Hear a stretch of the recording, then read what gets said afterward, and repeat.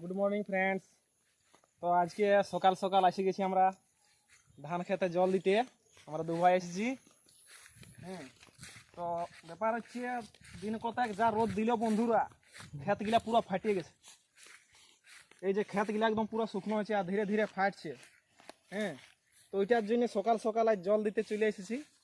এই যে বন্ধুরা দেখছো এখানে যতগুলা ক্ষেত আছে না, এই ক্ষেতগুলা সব আমাদের বটে। এই যে গাছগুলা আমাদের বটে, বন গাছগুলো। হ্যাঁ, তো বন্ধুরা দেখো, তো ক্ষেতগুলা পুরো ফাটিয়ে গেছে বন্ধুরা, কি বলবো, যা রোদটা দিচ্ছে না।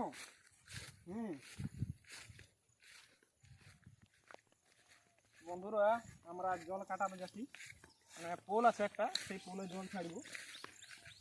তো কোথার থেকে জল ছাড়বো সেটাও দেখাই দিচ্ছি।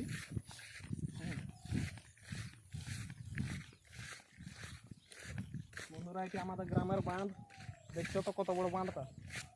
এই বাঁধটা থেকে জল ছাড়বো। বাঁধটা এখনো ভালো করে ভরা নাই। যেটাকে বলে কুয়াইন, কুয়াইন এখনো পর্যন্ত বাইরে হয় নাই। এই বছর তো জলের অবস্থা বুঝতেই পারছো বন্ধুরা। হ্যাঁ, তো ওই জন্যই মানে পোল ছাড়িতে বাধ্য হচ্ছে, কেননা জল তো পড়ে না। দিন কতক থেকে দেখাইলাম খেতগুলার অবস্থা ফাটি আছে। এইখানে ছাড়বো জল। এই মাকড় সাই জাল বুনিয়ে দিয়েছে বন্ধুরা, কি যে করবো।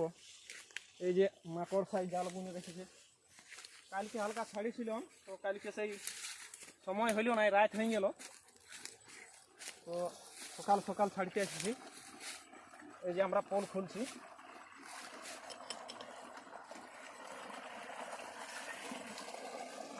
দেখছো তো বন্ধুরা কেমন জল বাজাতে।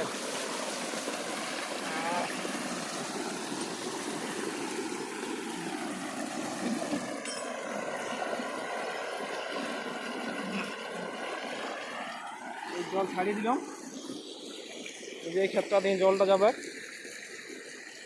হ্যাঁ, ওইদিকে ওখানে জল ছাড়িয়ে এলাম। কালকে তো বললাম একটুকু ছাড়া ছিল, এই যে এই ক্ষেতটা ভরে আছে জলে। এই ক্ষেতটা ভরাবো, ভরলে মানে এই ক্ষেতটা ওভারফ্লো না হলে ওই উপর সাইডে জল যাবে কেন। এই ক্ষেতটা একটু নিচু আছে, যে ক্ষেতগুলা দেখাইলাম সেই ক্ষেতগুলা একটু উপর আছে, তাহলে ওই জন্য ওভারফ্লো করে জলটা উঠাতে হবে। এই যে জল যাচ্ছে, ঢুকে যাচ্ছে জল। ওদিকে ছাড়িতে ছাড়িতে সঙ্গে সঙ্গে ওদিকে জল যাচ্ছে। এই যে ওভারফ্লো হয়েছে এই জায়গাটায়, এটা দিয়ে জলটা যাচ্ছে। ওইদিকে সব ক্ষেতগুলো জলটা যাবে। ধান মানে জমিটা পুরো শুকাই গেছিল, তার জন্য শক্ত হয়ে গেছে ধান ক্ষেতগুলো।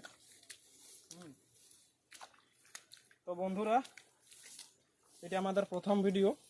হ্যাঁ, তো ভিডিওটা মানে সবাইকে শেয়ার করবে, লাইক করবে, সাবস্ক্রাইব করবে চ্যানেলটা, আরও বন্ধুদেরকে জানাবে।